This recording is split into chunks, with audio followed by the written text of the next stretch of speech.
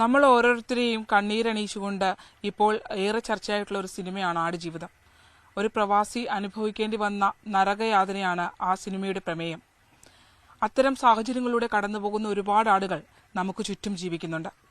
അത്തരത്തിലൊരാളെയാണ് ഇന്ന് ഞാനുണ്ട് ഇവിടെ ചോദിക്കാമെന്ന പരിപാടിയിലൂടെ ന്യൂസ് 18 പരിചയപ്പെടുത്തുന്നത്.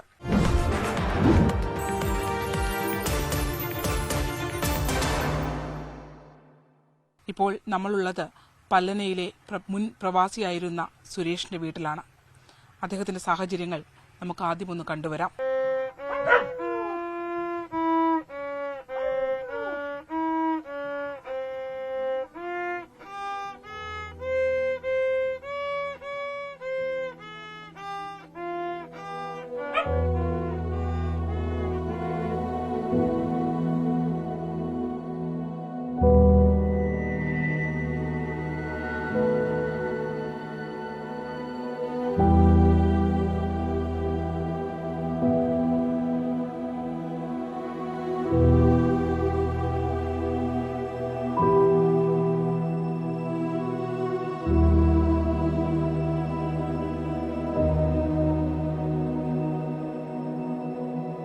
ഞങ്ങൾ കടന്നു വന്നത് ഒരു പാടവരമ്പിലൂടെയാണ്. ആ പാടവരമ്പിനകത്താണ് ഈ കാണുന്ന ഷീറ്റടിച്ച ഒറ്റമുറി വീടുള്ളത്. തറപ്പോളകൾ വലിച്ചു കെട്ടി ജീവിക്കുന്ന ഈ വ്യക്തി മുൻപ് വീടും ആസ്തികളും ഒക്കെ ഉണ്ടായിരുന്ന ഒരു പ്രവാസിയാണ്. അദ്ദേഹം എങ്ങനെയാണ് ഇങ്ങനെ ഒരു സാഹചര്യത്തിലേക്ക് വന്നത്? സുരേഷ് തന്നെ നമ്മളോട് ആ ജീവിതത്തിലുണ്ടായ ദുരിതകഥ വിവരിക്കുകയാണ്. എന്ത് സംഭവിക്കുകയായിരുന്നു? ഒരു പ്രവാസിയായിരുന്നു, നന്നായി ജീവിച്ചിരുന്ന ഒരാളാണ്. അവിടെ നിന്ന് ജീവിതം മറ്റൊരു സാഹചര്യത്തിലേക്ക് എടുത്തെറിയപ്പെട്ടിരിക്കുന്നു. ആ ചതിയുടെ കഥകളൊന്ന് പറയുമോ? ഞാൻ വളരെ നല്ല രീതിയിൽ ജീവിച്ചുകൊണ്ടിരുന്ന സാഹചര്യത്തിലാണ് എനിക്ക് വിസ വന്നത്. ആ വിസ ഞാൻ 2 വർഷം മുമ്പ് ഞാൻ പോയിരുന്നു. പോയി കഴിഞ്ഞിട്ട് തിരിച്ച് ഞാൻ ലീവിന് വന്ന് പിന്നെ പോകാൻ പറ്റിയില്ല. സ്ഥലം സൗദിയിലെ ദമാമായിരുന്നു. അവിടുന്ന് പിന്നെ അവരെന്റെ പെർഫോമൻസ് കണ്ടിട്ട് ഞാൻ നല്ലോണം ജോലിയൊക്കെ ചെയ്യുമായിരുന്നു. എന്ത് ജോലിക്കാണ് അവിടെ? സെയിൽസ്മാനായിട്ടായിരുന്നു ജോലി ചെയ്തുകൊണ്ടിരുന്നത്. അൽജാബർ. അപ്പം അവിടെ നല്ല രീതിയിൽ ജോലി ചെയ്തു. നല്ല ഇതിലാണ്. എനിക്ക് നല്ല ഗുഡ് സർട്ടിഫിക്കറ്റ് ഒക്കെ ഉള്ളത്, കുഴപ്പമില്ലായിരുന്നു. അങ്ങനെ വീണ്ടും അവരെന്നെ വീണ്ടും വിളിച്ചു. എത്ര വർഷം ആദ്യം ജോലി ചെയ്തു? 2 വർഷം ജോലി ചെയ്തു. അത് കഴിഞ്ഞിട്ട് പിന്നെ ഞാനും പിന്നെ തിരുവനന്തപുരത്തുള്ളൊരു പയ്യനുമായിട്ട് ഞങ്ങൾ രണ്ടും കൂടെ ഡൽഹി പോയിട്ട് അവിടെ നിന്ന് തന്നെ വിസ എൻട്രി ചെയ്തിട്ട് അവിടെ നിന്ന് കയറിപ്പോയത്. പക്ഷെ അവിടെയൊക്കെ ചെന്ന് കഴിഞ്ഞതിന് ശേഷം എന്നെ വിളിച്ച ആ GMO മാറിയായിരുന്നു. രണ്ടാമത്തെ വട്ടമാണ്. രണ്ടാമത്തെ വട്ടം പോയപ്പോൾ ആദ്യം 3 വർഷം ജോലി ചെയ്തപ്പോൾ പ്രശ്നങ്ങളൊന്നും ഒരു കുഴപ്പം. 2 വർഷം ജോലി ചെയ്തു, കുഴപ്പമൊന്നുമില്ലായിരുന്നു. ആ ഗുഡ് ആൻഡ് സർവീസ് ആയിരുന്നു. അതാണ് അവരെന്നെ വിളിച്ചത്. എൻ്റെ ആ പെർഫോമൻസ് കണ്ടിട്ട് നമ്മൾ അവരെന്ത് പറഞ്ഞാൽ നമ്മൾ ചെയ്യുമായിരുന്നു, കുഴപ്പമില്ലായിരുന്നു. അപ്പോൾ ഞാൻ ചെന്ന് കഴിഞ്ഞപ്പോഴത്തേക്ക് ആ GMO മാറി. പുതിയൊരു സിറിയക്കാരനായിരുന്നു GMO. അപ്പോൾ ആ GMO എന്ന് പറഞ്ഞു കഴിഞ്ഞാൽ വളരെ എന്താ പറയുക, ഒരു ഇതുള്ള ഒരു ആൾക്കാരുമായിട്ടൊക്കെ ഒരു ജോലിക്കാരോടൊന്നും ഇതില്ലാത്ത ഇതായിരുന്നു. അങ്ങനെ ഞങ്ങൾ അവിടെ പോയ ശേഷം 2 മാസം കഴിഞ്ഞപ്പോഴത്തേക്ക് എനിക്ക് വണ്ടി തന്നു റൂട്ടിൽ പോകാനായിട്ട്. ആ റൂട്ടിൽ പോകാനായിട്ട് പോയി. അപ്പോൾ ഞങ്ങൾ ആ സമയത്തായിരുന്നു ഈ ടാക്സിൻ്റെ പ്രശ്നം കൊണ്ട് കാരണം സോഫ്റ്റ്വെയർ എല്ലാം മാറ്റമായിരുന്നു. അപ്പോൾ നമ്മൾ അടിക്കുന്ന ബില്ലൊന്നും ഇത് കറക്റ്റായിട്ട് വരത്തില്ലായിരുന്നു. അതായത് നമ്മൾ ബില്ലടിച്ചു കഴിഞ്ഞാൽ ചിലപ്പം എമൗണ്ട് കൂടുകയാണ്, ചിലപ്പോൾ എമൗണ്ട് കാണത്തില്ല. അപ്പോൾ ഇവർ കിയ എന്ന് പറഞ്ഞൊരു കമ്പനി ഉണ്ടായിരുന്നു. ആ കിയയുടെ ഹെഡ് ഓഫീസിൽ പോയിട്ടാണ് പിന്നെ ചെയ്തുകൊണ്ടിരുന്നത് കറക്റ്റായിട്ട്. പക്ഷെ ഇത് അപ്പോൾ ഒരു മാനേജർ, നമ്മുടെ ദമാം മാനേജർ ഉണ്ടായിരുന്നു. അപ്പോൾ ഇവരെ കളക്ഷൻ അവിടെയാണ് നമ്മൾ കൊടുക്കുന്നത്. നമുക്ക് പിന്നെ അതിനകത്ത് വേറെ ചോദ്യം പറ്റത്തില്ലായിരുന്നു. അങ്ങനെ പക്ഷേ ഈ മാനേജർ ആളുടെ എക്സിറ്റ് ആണ്, ഇത് നമ്മളോട് പറഞ്ഞൊന്നുമില്ലായിരുന്നു. അങ്ങനെ ഈ മാനേജർ പോയി കഴിഞ്ഞ് പുതിയ മാനേജർ വന്നപ്പോഴത്തേക്ക് ഇദ്ദേഹം നോക്കിയപ്പോഴത്തേക്ക് സ്റ്റോക്കും ഇതോട് നോക്കിയപ്പോഴത്തേക്ക് ഞങ്ങളുടെ എല്ലാവരിലും വ്യത്യാസമുണ്ട്. അന്ന് എക്സിറ്റായി പോയ മാനേജർ സിറിയക്കാരനാണോ?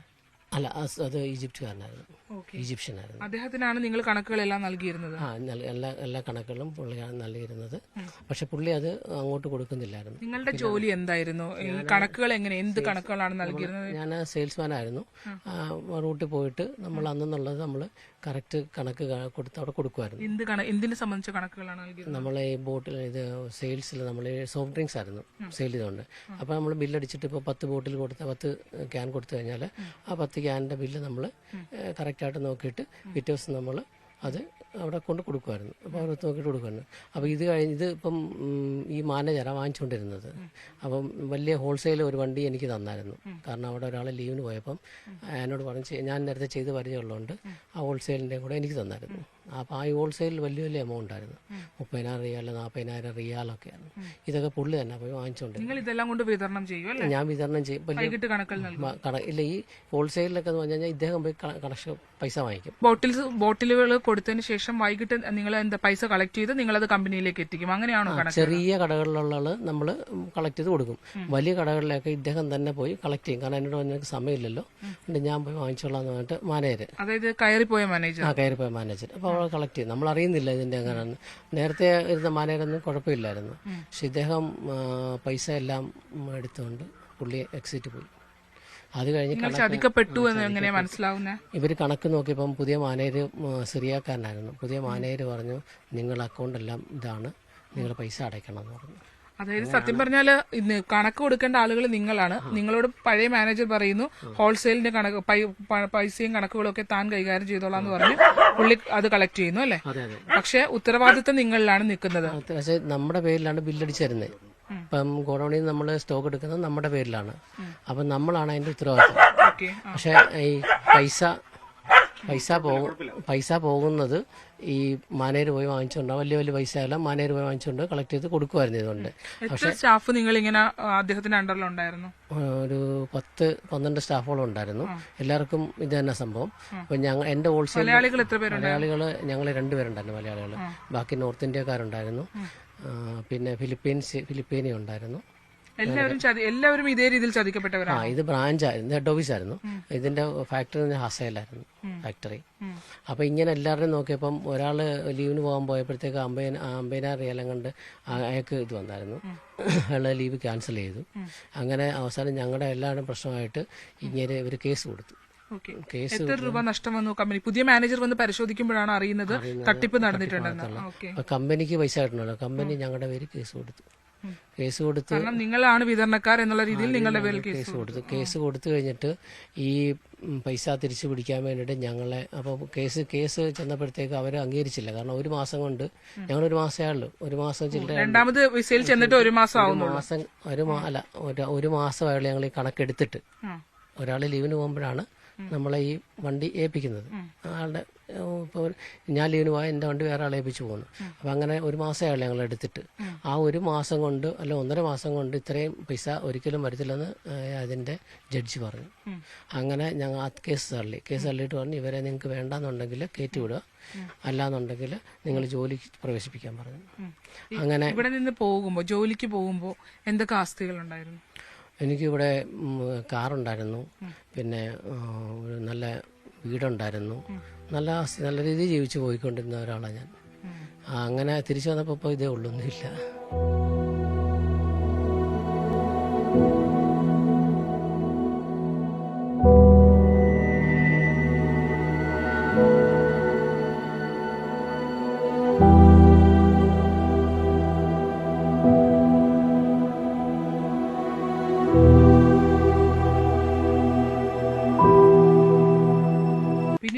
പിന്നീടുള്ള ദിവസങ്ങൾ എങ്ങനെയായിരുന്നു? കോടതി അങ്ങനെ വിധിച്ചെങ്കിൽ പോലും പിന്നെ ഇവര് സ്റ്റേഷനിലോട്ട് വിട്ടിട്ട് സ്റ്റേഷനിൽ ഇവര് ജാമ്യത്തിൽ ഞങ്ങളെ കൊണ്ടുപോയി. അപ്പൊ ഞങ്ങളുടെ പാസ്പോർട്ട് സ്റ്റേഷനിലായിരുന്നു. ഈ കമ്പനിക്കാർ ജാമ്യത്തിൽ കൊണ്ടുപോയി. ജാമ്യത്തിൽ കൊണ്ടുപോയി. എന്നിട്ട് അതാണ് അദ്ദേഹം പറയുന്നത്. അതായത് അവിടെ കോടതി ഇവർ ചെന്നതിന് ശേഷം ഇത്രയും കുറഞ്ഞ കാലയളവിനുള്ളിൽ ഇത്രയും വലിയ തട്ടിപ്പ് ഇവർക്ക് നടത്താൻ കഴിയില്ല എന്നുള്ള നിഗമനത്തിലേക്ക് അന്വേഷണ സംഘം എത്തുകയും കോടതി ഇവരെ വെറുതെ വിടുകയും ചെയ്തു. പിന്നീട് ഇവരെ കൊണ്ടുപോകുന്നത് ആ കമ്പനിക്കാർ തന്നെ വന്ന് ഇവരെ തിരിച്ച് എക്സിറ്റ് ആക്കി വിടേണ്ടത് അവരുടെ ഉത്തരവാദിത്തമാണ്. അതുകൊണ്ട് തന്നെ ആ കമ്പനിക്കാർ തന്നെ വന്ന് ഇവരെ തിരിച്ച് കൊണ്ടുപോവുകയാണ്. കൊണ്ടുപോയതിനു ശേഷം ജീവിതത്തിൽ അനുഭവിച്ചത് ക്രൂര പീഡനങ്ങളാണ്. ഓർക്കാൻ വയ്യ, പറയാൻ പറ്റുന്നില്ല. അതുപോലെ വളരെ എന്താ പറയുന്നത്,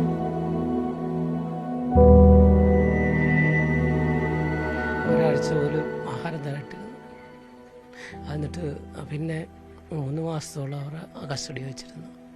വെള്ളം പോലും തന്നിട്ടില്ല.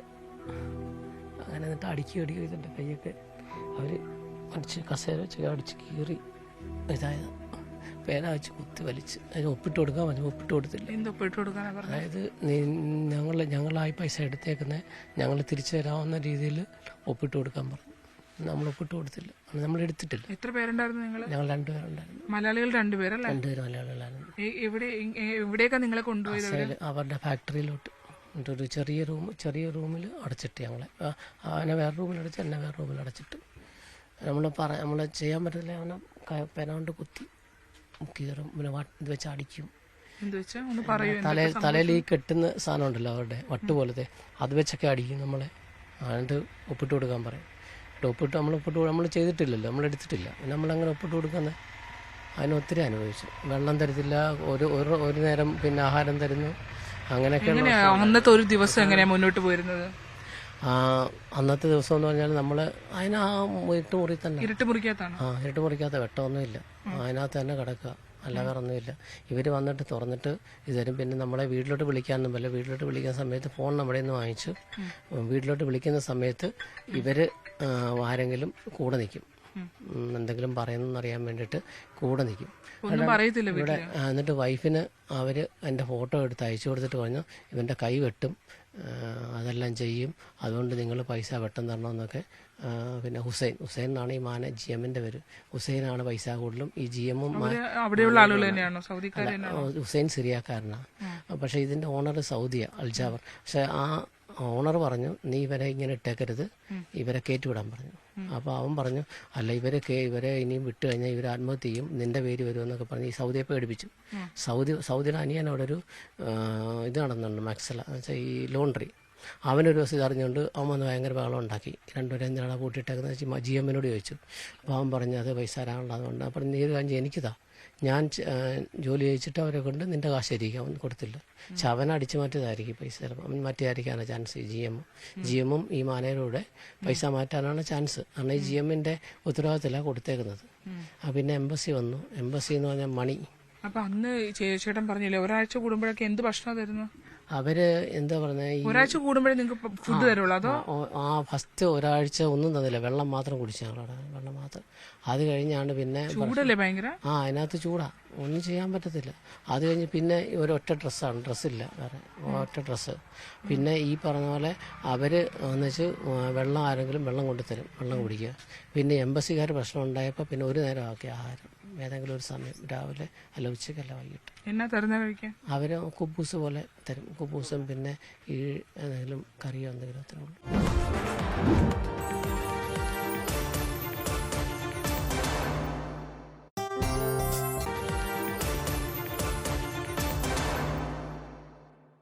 ചേച്ചി ആ സമയത്ത് വീട്ടിലേക്ക് എന്തെങ്കിലും അറിയിപ്പോ കാര്യങ്ങളോ കിട്ടിയിരുന്നോ? വീട്ടിലേക്ക് എന്ന് പറഞ്ഞു കഴിഞ്ഞാൽ എന്നോട് വിളിച്ച് ഇതാൻ തന്നെ പറയുന്നത്, ഇന്ന പോലെ അടി, എന്നെ ഇങ്ങനെ ജയിലിലാണ്, ഞാൻ എന്നെ എങ്ങനെയും രക്ഷിക്കണം എന്നാണ് പറയുന്നത്. ഞാൻ എന്ത് ചെയ്യാനാ, ഞാനും മോളും മാത്രമേ ഉള്ളൂ വീട്ടിലന്നേരം. അപ്പോൾ ഞാൻ പറഞ്ഞു, ഞാൻ പിന്നെ വീട്ടുകാരോട് പറഞ്ഞ്, അപ്പം എനിക്ക് എന്ത് ചെയ്യാൻ പറ്റുമെന്ന് എനിക്ക് തന്നെ അറിയത്തില്ല. ഞാൻ ആപ്പാടെ ആത്മഹത്യ ചെയ്യണോ, എങ്ങനെ ജീവിക്കണം എന്നെനിക്കൊന്നും അറിയാൻ മേല. ചേച്ചി അന്ന് വീട്ടിലേക്ക് എന്തെങ്കിലും കമ്മ്യൂണിക്കേഷൻ ഉണ്ടാകുന്നുണ്ടോ? അവിടെ അത്രയും പ്രശ്നങ്ങൾ നടക്കുന്നുണ്ടെന്നുള്ള കാര്യങ്ങളോ വല്ലതും ചേച്ചി അറിയുന്നുണ്ടോ? അതൊന്നും ഞാൻ അറിയുന്നില്ലായിരുന്നു, എന്നെ അറിയിക്കുന്നില്ലായിരുന്നു. ഇവിടെ സുഖമാണ്, ഞാൻ ലീവിന് വരുന്നുണ്ട്. ഓണത്തിന്റെ ഒരു സമയത്ത്, നമ്മുടെ 2018 ആ പ്രളയമൊക്കെ നടക്കുന്ന ഒരു സമയത്തായിരുന്നു. അപ്പോൾ എന്നോട് പറഞ്ഞു, ഓണത്തിന് ഞാൻ വരുന്നുണ്ട്, എനിക്ക് പെട്ടെന്ന് ലീവ് കിട്ടും എന്നൊക്കെ. പക്ഷെ ഞാൻ വിചാരിച്ചു 2 വർഷം കഴിഞ്ഞാലേ സൗദിയിലൊക്കെ പോയി കഴിഞ്ഞാൽ നമുക്ക് ലീവിന് വരാൻ പറ്റുള്ളൂ. ഇത് അല്ല, ഞാൻ വരുന്നുണ്ട്, ഞാൻ കയറി വരുന്നുണ്ടെന്ന് പറഞ്ഞു. അങ്ങനെ ആദ്യം എന്നോട് പറയുന്നത്. അത് കഴിഞ്ഞ് പിന്നെ എന്നോട് പറഞ്ഞു, എനിക്ക് ഇപ്പോൾ വരാൻ പറ്റത്തില്ല. ഞാൻ പിന്നെ ഇദ്ദേഹത്തിന് ഒട്ടും പറ്റാത്ത ഒരവസ്ഥ വന്നപ്പോഴാണ് എന്നോട് പറയുന്നത് ഞാൻ ജയിലിലാന്ന്. അന്നേരം എനിക്ക് എന്ത് ചെയ്യാൻ പറ്റുമെന്ന് എനിക്കറിയാൻ പറ്റും. അവിടുന്ന് പിന്നെ എങ്ങനെയും വീട്ടിലെ അവസ്ഥ എന്തായി? വീട്ടിലെന്ന് പറഞ്ഞാൽ ഇപ്പം ഞാനും കുഞ്ഞും മാത്രമേ ഉള്ളൂ. എനിക്ക് എന്ത് ചെയ്യാൻ പറ്റും ഒറ്റയ്ക്ക്? പിന്നെ ഞാൻ എൻ്റെ ആങ്ങളെ വിളിച്ച് ഞാൻ പറഞ്ഞു ഇന്ന പോലൊക്കെയാണെന്ന് പറഞ്ഞു. അങ്ങനെ പിന്നെ വന്ന് പിന്നെ ഈ നടക്കുന്ന പീഡനങ്ങളെ കുറിച്ചൊക്കെ ഇദ്ദേഹം പറയുന്നുണ്ടായിരുന്നു? ആദ്യമൊന്നും പറയുന്നില്ലായിരുന്നു, കാരണം ഞാൻ എന്തെങ്കിലും ചെയ്തു പോയാലോ എന്നുള്ളൊരു ഭയമുള്ളത് കൊണ്ട് ഒന്നും പറയുന്നില്ലായിരുന്നു. അത് കഴിഞ്ഞ് പിന്നീടാണ് പറയുന്നത്, എന്നെ അവർ ഒരുപാട് പീഡിപ്പിക്കുന്നുണ്ട്, എനിക്ക് എൻ്റെ ചിലപ്പോൾ ഞാൻ ജീവനോടെ കാണത്തില്ല, അല്ലെങ്കിൽ എൻ്റെ അവയവങ്ങൾ എന്തെങ്കിലുമൊക്കെ നഷ്ടപ്പെടും, അവരിങ്ങനെയൊക്കെ പറയുന്നുണ്ട്, അതുകൊണ്ട് എത്രയും പെട്ടെന്ന് എന്നെ ഇവിടുന്ന് രക്ഷിക്കണം എന്നാണ് എന്നോട് പറയുന്നത്. ഏതെങ്കിലും ഘട്ടത്തിൽ മരണഭയം ഉണ്ടായിരുന്നോ? ഉണ്ടായിരുന്നു. അവർ പറഞ്ഞു, നീ ഒപ്പിട്ട് തന്നില്ലെങ്കിൽ എന്നെ കൊല്ലുമെന്ന് പറഞ്ഞു. കൊന്നാൽ ആരും അറിയത്തില്ല എന്ന് വരെ പറഞ്ഞു. കാലിനൊക്കെ എന്താ സംഭവിച്ചത്? കാലൊക്കെ അവർ ചവിട്ടിയിട്ട് ഒരു 3-4 സൗദി ഉള്ള ഈ GMൻ്റെ ആൾക്കാരാണ് വരുന്നത്. അവർ വന്നിട്ട് ഞങ്ങൾ വക്കീല എന്നും പറഞ്ഞിട്ട് ഇവർക്ക് ഒപ്പിട്ട് കൊടുത്താൽ പിന്നെ നമ്മൾ എടുത്തു എന്നുള്ള ഇത് വരുമല്ലോ. ആ ഒപ്പിട്ട് കൊടുക്കാൻ വേണ്ടിയിട്ട് ഇവർ പിന്നെ ചവിട്ടുകയും ചെയ്യും, നമ്മളെ അടിക്കുകയും ചെയ്യും, പിന്നെ അവൻ്റെ ഇരുന്ന് പേന വെച്ചൊക്കെ കുത്തുകയൊക്കെ ചെയ്യും. എന്ത് ദ്രോഹം ചെയ്യും. പക്ഷെ നമ്മൾ ഒപ്പിട്ട് കൊടുത്താൽ പിന്നെ അവർ പിന്നെ നമ്മൾ സംഭവിച്ചു എന്നുള്ള ഇതല്ലേ, നമ്മൾ എടുത്തിട്ടില്ലല്ലോ, നമ്മൾ ചെയ്തിട്ടില്ലല്ലോ. കരച്ചിലൊന്നും പുറത്തുള്ളവരൊന്നും കേൾക്കില്ലായിരുന്നോ? അതിനകത്തൊരു ചെറിയ റൂമാണ്, ചെറിയൊരു ഹോള് മാത്രമല്ല, എയർ വരുന്ന ഒരു ഹോള് മാത്രമേ ഉള്ളൂ, അല്ല വേറെ ഒന്നുമില്ല. അതിനകത്ത് ആരും കേൾക്കത്തുമില്ല. എന്നെ കൊണ്ടുപോകുന്നതുകൊണ്ട്, എന്നെ ഒരു ദിവസം വരെ അടിച്ചു കൊണ്ടുപോകുന്നതുകൊണ്ട് മറ്റേ ചെറുക്കനാണ് കസേര പൊക്കി, അതിനകത്തൊരു പിന്നെ ഇരിക്കാനൊരു കസേര കൊടുത്തിട്ടാണ് ആ കസേര പൊക്കി അവരെ തല്ലാനായിട്ട് പോയി. അവനെ കൂടെ ഉണ്ടായിരുന്ന ആൾ എവിടെയുള്ള ആളാ? കൂടെ ഉണ്ടായിരുന്ന തിരുവനന്തപുരത്തുകാരനാണ്. അപ്പോൾ അവൻ കസേര പൊക്കി തല്ലുന്ന എന്നെ ഇങ്ങനെ കൊണ്ടുപോകുന്ന വരച്ചോണ്ട് പോകുന്ന കണ്ടിട്ട്, എന്നിട്ട് അവന്മാരെ കൊണ്ടുപോയിട്ട് എന്നിട്ട് ഞാൻ ഒപ്പിട്ടില്ല. അയാളെ ഉപദ്രവിച്ചു? അവനെ ഉപദ്രവിച്ചു. പിന്നെ ഞാൻ ഒപ്പിട്ട് കൊടുത്തില്ല. ഒപ്പിട്ട് കൊടുത്തു കഴിഞ്ഞാൽ പിന്നെ നമ്മൾ എന്താ പറയുക, എത്ര രൂപയുടെ ബാധ്യതയുണ്ടായിരുന്നു അവിടെ? അവര് 90,000 റിയാൽ എന്നാ പറഞ്ഞു. അത് കഴിഞ്ഞ് പിന്നെ അവർ പറഞ്ഞു 1,20,000. അവരിങ്ങനെ ദിവസം കൂട്ടിക്കൊണ്ടിരിക്കുവായിരുന്നു. അതിന്റെ ഉത്തരവാദിത്തം നിങ്ങൾ ഏറ്റെടുക്കണമെന്നാണ്? അതിന്റെ ഉത്തരവാദിത്തം ഞാൻ ഏറ്റെടുത്ത് ചെയ്യണം, ഞാൻ കൊടുക്കണം. ഞാൻ പറഞ്ഞു അങ്ങനെ ഏറ്റെടുത്തു കഴിഞ്ഞാൽ നിയമപരമായി നിങ്ങൾ കൊടുക്കില്ലാവില്ലായിരുന്നോ? നിയമം അവർ പറഞ്ഞു നിന്നെ കൊണ്ട് കാലുവെട്ടും കൈവെട്ടും, നിന്നെ പുറലോകം കാണിക്കത്തില്ല എന്നൊക്കെ പറഞ്ഞ് വലിയ വിഷയമായിരുന്നു. എത്ര നാളിങ്ങനെ പീഡനം തുടങ്ങി? 3 മാസത്തോളം കിടന്നു. 3 മാസം. അത് കഴിഞ്ഞാണ് പിന്നെ എംബസി ഇടപെട്ടിട്ടാണ് പിന്നെ അവിടെ മണി എന്ന് പറഞ്ഞ ഒരു തമിഴ്നാട്ടുകാരൻ മണിയുണ്ട്, അദ്ദേഹം വന്നാണ് ഞങ്ങളെ റിലീസ് ചെയ്യുന്നത്. എന്നിട്ട് പോലും റിലീസ് ചെയ്യാൻ തയ്യാറായില്ലെന്നുള്ളത്. എന്നിട്ട് ഇദ്ദേഹം എങ്ങനെ ഇടപെടുന്നത്? എംബസിയിലേക്ക് ഈ കാര്യങ്ങൾ എങ്ങനെ അറിയുന്നു? എംബസി വഴി വൈഫ് ഇന്ദു വിളിച്ച് ചേട്ടനോട് ആങ്ങളോട് പറഞ്ഞു, ആങ്ങളെ എംബസിക്ക് വിളിച്ച് പറഞ്ഞു. അങ്ങനെ എംബസി മുഖാന്തരം അവർ വന്നു. എംബസി ഇദ്ദേഹത്തെ വിട്ടു ഇങ്ങനെ അന്വേഷിക്കാൻ വേണ്ടി. ഇദ്ദേഹം വന്ന് നോക്കിയപ്പോഴത്തെ ആകപ്പെട്ട പ്രശ്നം, ഇദ്ദേഹം വലിയ റേസാവൊക്കെ ചെയ്തു അവരോട്. അത് കഴിഞ്ഞാണ് പിന്നെ ഞങ്ങൾക്ക് കുളിക്കാനുള്ള ഒരു സ്വാതന്ത്ര്യം പോലും, ഈ 3 മാസം കഴിഞ്ഞാണ് കുളിക്കാനുള്ള സ്വാതന്ത്ര്യം പോലും തരുന്നവർ.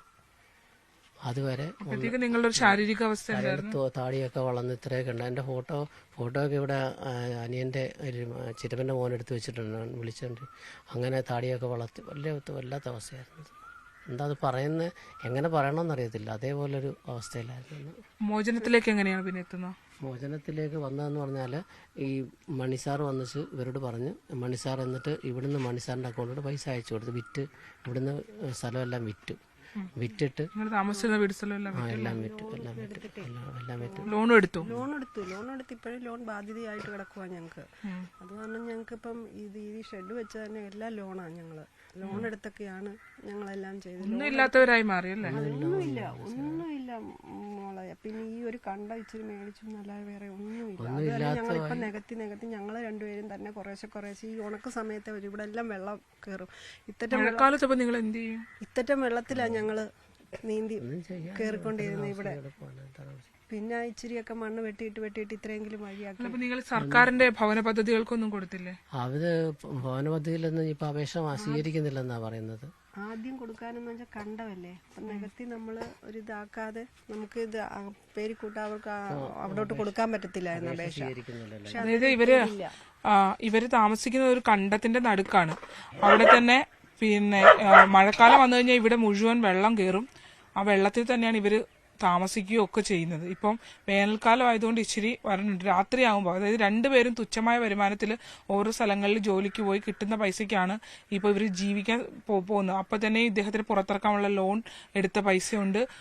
25 ലക്ഷം രൂപയോളം അവർ സമാഹരിക്കേണ്ടി വന്നു. താമസിച്ച വീട് വിറ്റു, സ്ഥലം വിറ്റു, എല്ലാം വിറ്റു. ഇപ്പോൾ ഈ ഒരു കണ്ടപ്രദേശം മാത്രമാണ്, അതായത് വയലാണ്, ഈ ഭാഗം മാത്രമാണ് ഉള്ളത്. അതിനകത്ത് ഇവർ പോയിട്ട് വന്നിട്ട് രാത്രി ഭാര്യയും ഭർത്താവും കൂടെ മണ്ണ് വെട്ടി നികത്തിയാണ് ഇത്രയും നമ്മൾ ഈ താമസിക്കുന്ന ഈ ഒറ്റമുറി ഷെഡ് വെക്കാനുള്ള ഒരു ഇടമായിട്ട് അവർ കൊണ്ടുപോയിട്ടുള്ള ആക്കി മാറ്റിയിട്ടുള്ളത്. കനത്ത ചൂടാണ് അനുഭവപ്പെടുന്നത്. വെന്തുരുകുമ്പോഴും ഇതിനകത്താണ് ഇതുങ്ങൾ ജീവിക്കുന്നത്. മാത്രമല്ല ഇവരുടെ ഒരു സാഹചര്യം എന്ന് പറഞ്ഞാൽ അതീവ ദയനീയമായ സാഹചര്യത്തിലൂടെയാണ് കടന്നു പോകുന്നത്. EMS ഭവന പദ്ധതിയിൽ അവർ സർക്കാരിന്റെ ലൈഫ് പദ്ധതിയിൽ അവർ അപേക്ഷ കൊടുത്തിട്ടുണ്ടായിരുന്നു. പക്ഷെ അതും ഇപ്പോൾ ആപ്ലിക്കേഷൻസ് ഒന്നും സ്വീകരിക്കുന്നില്ല എന്നുള്ള മറുപടിയാണ് അവർക്ക് കിട്ടിയിട്ടുള്ളത്. അത്ര മോശം സാഹചര്യത്തിലാണ് ജീവിക്കുന്നത്. ഇനിയുമുണ്ട് ഒരുപാട് കാര്യങ്ങൾ പറയാൻ. ആ ഒരു അവകാശ സദസ്സിൽ അപേക്ഷ കൊടുത്തിരുന്നു. അവർ പറയുന്നത് അങ്ങനെ ഒരു ഇതില്ല, വിളിച്ച് ചോദിച്ച് അന്വേഷിക്കുകയൊക്കെ ചെയ്തിട്ട് അവർ പറഞ്ഞത് അങ്ങനെ ചെയ്യാൻ പറ്റത്തില്ല, നിങ്ങൾ പിന്നെ ലൈഫ് വഴി വീണ്ടും അപേക്ഷിക്ക്, മുൻഗണന കവർത്തി തരാമെന്ന് പറഞ്ഞു. ഈ ഇത്തരം മോചനത്തിലേക്ക് എത്തുന്നത് നിങ്ങളുടെ പണസമാഹരണം എങ്ങനെയായിരുന്നു ചേച്ചി? ലോൺ എടുത്തു. എത്ര രൂപ ലോൺ എടുത്തു? ഞങ്ങൾ 25 ലക്ഷം രൂപയോളം ലോൺ എടുത്തു. ലോൺ എടുത്തു കഴിഞ്ഞ് പിന്നെ അതുകൂടാതെ പിന്നെ അല്ലാതെ പലിശയ്ക്കും ഒക്കെ കുറെ പൈസ എടുത്തു. കാരണം അല്ലാതെ നമുക്ക് പറ്റത്തില്ലായിരുന്നു. അങ്ങനെ പലിശയ്ക്കും എല്ലാം കുറെ പലിശയ്ക്കും ഒക്കെ എടുത്താണ് നമ്മൾ ഈ പൈസ ഈ പറഞ്ഞ എംബസി ആടെ ഒരു ഏജന്റ് വേണം. കാരണം ഈ പൈസ നമ്മളിപ്പം ഞാൻ കേരളത്തിൽ നിന്ന് നമ്മൾ പൈസ അയച്ചു കൊടുക്കുമ്പം ഇവർ കൊടുക്കുമോ ഇല്ലയോ എന്നും നമ്മളുടെ ആളെ മോചിപ്പിക്കുമോ ഇല്ലയോ എന്നും നമുക്കറിയത്തില്ല. ഈ പൈസയും കൂടെ നമ്മൾ കൊടുത്തു കഴിഞ്ഞാൽ പിന്നെ ആളെ അവർ എന്തെങ്കിലും ചെയ്യുമോ എന്നുള്ള നമുക്കൊരു വിശ്വാസ്യതയില്ലല്ലോ. സൗദിയിലല്ലേ. അത് കാരണം ഞങ്ങൾ എങ്ങനെ കൊടുക്കും, ഇത്രയും നമ്മൾ ബാധ്യതകളും ആക്കി വെച്ചിട്ട് ഈ പൈസ കൊടുത്താലും ആളെ റിലീസ് ചെയ്യുമോ ഇല്ലയോ എന്നുള്ളത് നമുക്ക് ഉറപ്പൊന്നുമില്ല. സൗദിയിലോട്ടാകുമ്പോൾ നമുക്ക് ഒരു ഇതുമില്ല. ഞാൻ നാട്ടിൽ കേരളത്തിലല്ലേ. അങ്ങനെ പിന്നെ ഈ മണി എന്ന് പറഞ്ഞ ഒരു സാർ അദ്ദേഹം ഇടപെട്ട് അദ്ദേഹം തന്നെ കൊടുത്ത് പുള്ളിക്കാണ് നമ്മൾ പിന്നെ ഈ പൈസ കൊടുത്ത് അങ്ങനെയാണ് റിലീസ് ചെയ്യുന്നത്. അവിടെ ഒരു നജീബിന്റെ കാര്യത്തിൽ ഒരു കോഴിക്കോടുകാരനാണെങ്കിൽ അതുപോലെ ഒരു അല്ലേ അതിനെക്കാട്ടിലും കഷ്ടമായിട്ട് വന്ന ദൈവദൂതൻ എന്ന് തന്നെ പറയാം. മണിസാർ എന്നിട്ട് ഞങ്ങളെ കൊണ്ടുപോയിട്ട് സാറിന്റെ റൂമിൽ താമസിപ്പിച്ചു കുറച്ച് നാൾ. കാരണം ഇവര് പിന്നെ സാറിന് വിശ്വാസമില്ല, അതിന്റെ സാറിന്റെ ചെക്കാ കൊടുത്ത് സാർ പറഞ്ഞ് പൈസ കൊടുത്താൽ ഇവർ പറ്റിക്കും, നിങ്ങളെ പറ്റിച്ചോട്ട് എന്നെയും പറ്റിക്കും, അതുകൊണ്ട് സാറിന്റെ ചെക്ക് കൊടുത്തിട്ട് ഞങ്ങളെ റിലീസ് ചെയ്യുമായിരുന്നു. എൻ്റെ ഈ സാറ് ഞങ്ങളെ 1 മാസത്തോളം സാറിന്റെ വീട്ടിൽ സാറിന്റെ ചെലവ് നിർത്തി. അദ്ദേഹം എവിടെയുള്ള ആളാ? മാർത്താണ്ഡം. എന്താ ഒരു ദൈവദൂതൻ തന്നെയാണ്. അങ്ങനെ അവിടെ പ്രവാസികൾക്ക് വേണ്ടി ഇടപെടുന്ന ആളാണ്. സാറ് എംബസിയുടെ ആളാണ്. പിന്നെ സാർ അവിടെ ജോലി ചെയ്യുന്നതാണ്. സാറിന്റെ ഒരു റൂമിൽ കൊണ്ട് താമസിപ്പിച്ചിട്ട് ഞങ്ങൾക്ക് ആഹാരം സാറ് തന്നെ വാങ്ങിച്ചു തരുമായിരുന്നു. സാറ് ആഹാരം വാങ്ങിച്ചു തരാൻ മറന്നുപോയാൽ സാറ് ഓടി വരും. ഉച്ചയ്ക്കൊക്കെ സാർ വന്നാണ് ഞങ്ങൾക്ക് കിലോമീറ്ററോളം ദൂരം ഒന്നും ഓടി വന്നാണ് സാർ ഞങ്ങൾക്ക് ആഹാരം വാങ്ങിച്ചു തന്നുകൊണ്ടിരുന്നത്. ഇതാണ് അദ്ദേഹത്തിന്റെ അന്നത്തെ സാഹചര്യം. ഇതാണ് ആ സാഹചര്യത്തിൽ നിന്ന് ഇപ്പോഴത്തെ സാഹചര്യം. അന്ന് ഒരുപക്ഷെ ജീവൻ കൊണ്ട് രക്ഷപ്പെട്ട് ഇവിടെ വന്നെങ്കിൽ പോലും ആരോഗ്യസ്ഥിതി മോശമായി എന്നുള്ളതാണ്. കാലൊക്കെ അടിയേറ്റ് കാലിന് കാര്യമായ പ്രശ്നം ഇപ്പോഴും ഉണ്ട്. കൈകളിലൊക്കെ ആ പാടുകളൊക്കെ നമുക്ക് ഇപ്പോഴും കാണാൻ കഴിയും. അതിനപ്പുറത്തേക്ക് ഇവരുടെ ഇപ്പോഴത്തെ ജീവിതം അതിനേക്കാൾ വലിയ പ്രതിസന്ധിയാണെന്നുള്ളതാണ്. മുന്നോട്ട് പോകാൻ ഓരോ ദിവസം ചേച്ചി ഇപ്പോൾ ജോലിക്ക് പോകുന്നത് താലൂക്ക് ആശുപത്രി, ഹരിപ്പാട് ആശുപത്രിയിൽ. ഹരിപ്പാട് ആശുപത്രിയിൽ ഡെയിലി വേജസ് ആയിട്ട് നിന്നിട്ട് അവിടെ വരുന്ന വാഹനങ്ങൾ പാർക്ക് ചെയ്യുമ്പോൾ പാസ് വിതരണമാണ് പുള്ളിക്കാർ ചെയ്യുന്ന ജോലി. 250 രൂപ വരുമാനമുണ്ട്. ഇപ്പോഴും 25 ലക്ഷത്തിന്റെ ആ ബാധ്യത അവർ അടയ്ക്കുന്നു എന്നുള്ളതാണ്. ചേട്ടനിപ്പോ എന്താ ചെയ്യാ? ഞാനിപ്പം സുജിത്തിന്റെ ഒരു ജിമ്മിൽ കുറച്ചു നേരം പോകുന്നുണ്ട്. പിന്നെ ഒരു പ്രൈവറ്റ് സ്ഥാപനത്തിലും പോകുന്നുണ്ട്. നല്ല ജീവിച്ച കടങ്ങൾ തീർക്കാൻ പറ്റത്തില്ല. നിങ്ങളെ കൊണ്ട് കൂട്ടിയാൽ കൂടുമോ? പറ്റത്തില്ല. ഇവർ രണ്ടുപേരും മാത്രമല്ല കേട്ടോ ഉള്ളത് ഈ വീട്ടില്. ഈ വീട്ടിലൊരു കുഞ്ഞുണ്ട്. അവധിക്കാലമായത് പഴയ സാഹചര്യത്തിൽ കുഞ്ഞിനെ സ്കൂളിൽ വിടാം. മോൾക്ക് ഇപ്പൊ എത്ര വയസ്സായി? 12 വയസ്സായി. 12 വയസ്സായി. അപ്പൊ പഴയ സാഹചര്യത്തിൽ കുട്ടി സ്കൂളിൽ പോയിട്ട് വന്നാൽ കുറച്ചുകൂടെ സുരക്ഷിതമായിരുന്നു. ഇപ്പോൾ ഉള്ള സാഹചര്യം എന്ന് പറഞ്ഞാൽ നമ്മൾ ഈ വീട്ടിലേക്ക് കയറി വരുമ്പോൾ കാണാൻ കഴിയുന്നത് 3 പട്ടികളാണ് ഇവിടെ വാതിക്കലുള്ളത്. ഈ 3 നായകളെ ഇവിടെ പൂട്ടിയിട്ടിട്ട് അമ്മയും അച്ഛനും രാവിലെ ജോലിക്ക് പോകും എന്നുള്ളതാണ്. ഈ കുഞ്ഞിനെ സുരക്ഷിതമായിട്ട് ഈ വീടിനകത്താണ് ഈ കുട്ടി അടച്ച് ഇരിക്കുന്നത്. ഒരു പെൺകുഞ്ഞ് വളരുന്നത് അങ്ങനെയാണ് ഇതിനകത്ത്. ഈ കാവലായിട്ട് ഈ നായ്ക്കൾ മാത്രമാണ് ഉള്ളത്. അവിടെയും ജോലി എടുക്കുമ്പോഴും ഇവര് ആദ്യ പൂണ്ടാണ് ഈ രക്ഷകർത്താക്കൾ ജോലി ചെയ്യുന്നത് എന്നുള്ളതാണ്. വേറെ ആരെയും ഏൽപ്പിക്കാൻ ഇവർക്കില്ല എന്നുള്ളതാണ്. ഈ സാഹചര്യങ്ങൾ, വീടിന്റെ സാഹചര്യങ്ങൾ ഇവരെ കൊണ്ട് കൂട്ടിയാൽ ഇനി ഒരിക്കലും കൂടാത്ത രീതിയിൽ പ്രതിസന്ധിയിലേക്കും കടക്കെണിയിലേക്കും ഇവരുടെ ജീവിതം പോയിട്ടുണ്ട്. ഇപ്പോൾ ഉള്ള ഈ വയൽ പോലും അതും കടത്തിലാണ് എന്നുള്ളതാണ്. എങ്ങനെ ഇനി മുന്നോട്ട് പോകും എന്ന് കഴിയും. കാരണം ഒരുപാട് വലിയ ജോലിയൊന്നും എടുത്ത് ദൂരേക്ക് പോയി നിന്ന് മാറാനോ ഒന്നും പറ്റാത്ത സാഹചര്യത്തിലാണ് സുരേഷ് ഉള്ളത്. മാത്രമല്ല അദ്ദേഹത്തിന്റെ ഇനി വിദേശത്തൊന്നും ഒരിക്കലും പോയി ജോലി ചെയ്യാനും കഴിയത്തില്ല. ആ നിയമക്കുരുക്കുകൾ അതിനകത്തും കിടക്കുന്നുണ്ട്. പക്ഷേ ചില ആളുകൾ ചെയ്ത ചതിയുടെ പുറത്ത് വെന്തുരുകി ജീവിക്കുന്ന മനുഷ്യരാണ്. ഇവിടെ നിന്നിപ്പോൾ ഈ ഷൂട്ട് ചെയ്യുന്ന സമയത്ത് പോലും ഞങ്ങൾ വിയർത്തൊഴുകുവാണ്. അത്രയും ചൂട് നമുക്ക് ഇവിടെ ഇതിനകത്തേക്ക് കയറുമ്പോൾ ഉണ്ട്. എങ്ങനെയാണ് ഇവർ ഇതിനകത്ത് ഓരോ ദിവസവും പിന്നിട്ട് പോകുന്നതെന്ന് ആലോചിക്കുകയാണെങ്കിൽ നമുക്ക് ഇവർ നന്നായി ജീവിച്ച മനുഷ്യരുമാണ്. ഒരു ഘട്ടത്തിൽ ഒരു കാലഘട്ടത്തിൽ വളരെ നന്നായി ജീവിക്കുകയും പിന്നീട് അവർ വലിയ ഒരു ദുരിതത്തിലേക്ക് മാറുകയും ചെയ്തു എന്നുള്ളതാണ്. ഒരു വീട് എന്നുള്ളതാണ് അവരുടെ ഏറ്റവും പ്രധാനപ്പെട്ട ആവശ്യം. നവകേരള സദസ്സിൽ പോയി അവിടെ മുഖ്യമന്ത്രിയുടെ അവിടെ അപേക്ഷ കൊടുത്തപ്പോൾ ഇല്ല, ലൈഫിൽ കൂടെ മാത്രമേ വീട് നൽകാൻ കഴിയുന്നുള്ളൂ. നമ്മളുടെ ലൈഫ് പദ്ധതിയുടെ അവസ്ഥ നമുക്കറിയാലോ. ഇപ്പൊ ആപ്ലിക്കേഷൻ കൊടുക്കുന്നവരുടെ ഒന്നും ഇപ്പൊ നിലവിലത്തെ സാഹചര്യത്തിൽ പരിഗണിക്കപ്പെടാതെ പോകുന്നുണ്ട് അല്ലെ? അങ്ങനെയുള്ള മറുപടി തന്നെയല്ലേ കിട്ടിയത്? അതാണ്. അപ്പോൾ ആരെങ്കിലും സുമനസ്സുകൾ സഹായിക്കാൻ തയ്യാറാവുകയാണെങ്കിൽ ഇവർക്കൊന്നൊരു താങ്, ഒരു ചെറിയൊരു താങ് അവർക്ക് കിട്ടുവാണെങ്കിൽ അവർ ജീവിതം വീണ്ടും തിരിച്ചു പിടിക്കാൻ കഴിയുന്നുള്ളതാണ്. ഈ കുഞ്ഞിനെ നമുക്ക് അവളെ കാണിക്കാൻ കഴിയില്ല, പക്ഷെ ആ കുഞ്ഞിന്റെ കാര്യമൊക്കെ ആലോചിക്കുമ്പോൾ നമ്മുടെ മക്കളെ പോലെ ഉള്ള ഒരു മകളാണ് ഇതിനകത്ത്. അവള് ഒറ്റയ്ക്ക് ഈ വീടിനകത്ത് ഇരിക്കുന്നത്. കുഞ്ഞ് വൈകിട്ട് വരെ അമ്മയും അച്ഛനും വരുന്നതും കാത്ത് ഈ നായ്ക്കളുടെ കാവലിലാണ് ആ കൊച്ച് അകത്ത് ഇരിക്കുന്നത്. പോകാതിരിക്കാൻ കഴിയില്ല, കാരണം അച്ഛനും അമ്മയ്ക്കും ജോലിക്ക് പോകണം. വളരെ തുച്ഛമായ വരുമാനത്തിൽ അവര് ജോലി ചെയ്യുകയൊക്കെ ചെയ്യുകയാണ്. എന്തായാലും വളരെ ദുഃഖകരമായ ഒരു സാഹചര്യമാണ് ഈ ഞാനുണ്ട് ഇവിടെ ചോദിക്കാനെന്ന പരിപാടിയിലൂടെ പ്രേക്ഷകരുടെ മുന്നിലേക്ക് ഞങ്ങൾ എത്തിക്കുന്നത്. നമുക്കിടയിൽ മനസാക്ഷിയുള്ള ഒരുപാട് ആളുകൾ ഉണ്ട് എന്നറിയാം. കേരളം ഇപ്പോഴും അത്രയും മനസാക്ഷിയുള്ള ആളുകളുടെ ഒരിടം കൂടിയാണ്. അത്തരത്തിൽ എന്തെങ്കിലും ഒരു സഹായമോ അല്ലെങ്കിൽ ഇദ്ദേഹത്തിന് ഒരു നല്ല ജോലിയോ അത്യാവശ്യം വരുമാനത്തിലേക്ക് കൊണ്ടുപോകുന്ന ഒരു ജോലിയോ ഒക്കെ പ്രവാസ ലോകവുമായി ബന്ധപ്പെട്ട് നിൽക്കുന്ന ആളുകളോ അല്ലെങ്കിൽ മറ്റ് സാമ്പത്തിക സ്ഥിതി മെച്ചമായിട്ടുള്ള ആളുകളോ നൽകി ഒന്ന് സംരക്ഷിക്കാനുള്ള ഒരു സാഹചര്യം ഉണ്ടാവുകയാണെങ്കിൽ വലിയ ഉപകാരമായിരിക്കും ഈ കുടുംബത്തിന്.